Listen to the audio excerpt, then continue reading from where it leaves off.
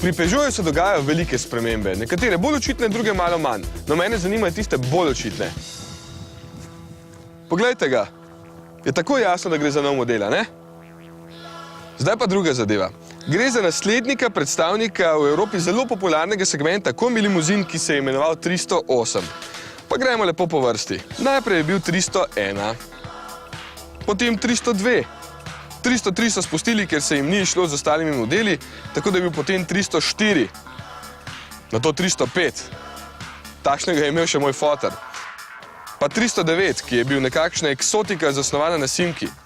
No, potem 306, ki ga ima Gašper v našem uredništvu in je zaljubljen vanj. Nato visoki 307. Pa skoraj isti 308. Torej, pričakujem, da je novi... Ste pomislili na 309? No, ni 309. 308 je. Peugeot ne bo več spreminjal imen svojih modelov, zdaj bodo vsi imeli ista kot predhodniki, da kupci ne bodo zmedeni. In tudi s tem spreminja svoje izročilo in vstopa v nove čase. Vidite, v marsičem se tradicija spreminja. Verjetno je bilo to tudi potrebno, ker so razmere na trgu drugačne, zahteve kupcev spremenjene. Tukaj je najlepši dokaz. Francozi so si dali res veliko dela z novo armaturno ploščo in moram reči, da je prvi vtis odličen. Materiali so kvalitetni, tam, kjer je potrebno tudi mehki na otip. Vse skupaj izgleda zelo pospravljeno in moderno. Majhen volan je meni osebno všeč, čeprav sem slišal tudi veliko kritik nanj, ampak lej, okusi so različni, obstajajo tudi drugi avtomobili. Jaz recimo lepo vidim merilnike pred sabo, če si vse nastavim tako, kot je prav. Je pa tudi tukaj enako kot pri vseh novih avtomobilih, ki imajo gumbe, ki se odzivajo na dotik. Enostavno so prepočasni za moj okus. Hitreje vrtimo okrogle gumbe, ampak če je kupcem bolj pomembno, da je vse pospravljeno, je to to.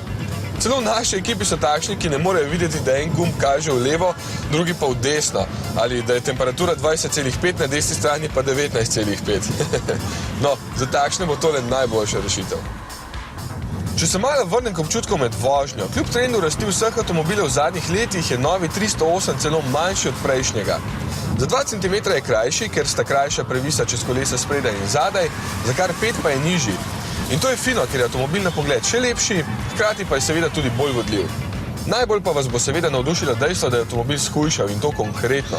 Sicer pravijo, da tudi do 140 kg, ampak navadno gre to na račun novih motorjev z enako močjo in manjšo prostornino, ker je logično, da so lažji.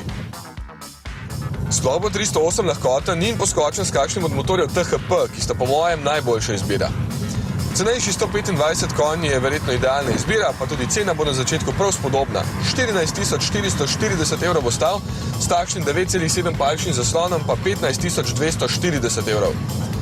Seveda bo v ponudbi tudi cenejši z le 1,2 litrskim motorjem in 82 konji, ki bo stal le 13 390 evrov, osnovni 1.6 dizel HDI z 92 konji pa 14 900 evrov. Čez eno leto bo ponudbo obogatil še čisto novi turbobencinski trivaljnik 1.2 THP 110 in 130 konji. Pri dizlih pa 1.6 in 2.0 Blue HDI 120 in 150 konji ter izpušnimi normami Euro 6. Novi 308 ima lahko tudi aktivni radarski tempomat, samodejno parkiranje, pa opozorilnik na vozila v mrtvem kotu in samodejno zaviranje v sili. Med redkimi ima celo polne LED luči pri boljših paketih opreme in te luči so res razred zase. Jaz bi jih ziher imel. Veste, kaj so rekli Francozi včeraj na predstavitvi? Da bo novi 308 zatresel temelje razreda. No, to bom še počakal in videl, lahko pa stresem še 2 podatka. Da se je tukaj okoli začela pred 200 leti zgodba o Peugeotu. Da so leta 1889 proizvedli prvi Peugeot. Da je serija 300 zdaj stara že 80 let in da so junija letos proizvedli že 60 milijonti Peugeot. 4 podatki so, pa še jih je. Opa. Vinove kugelce.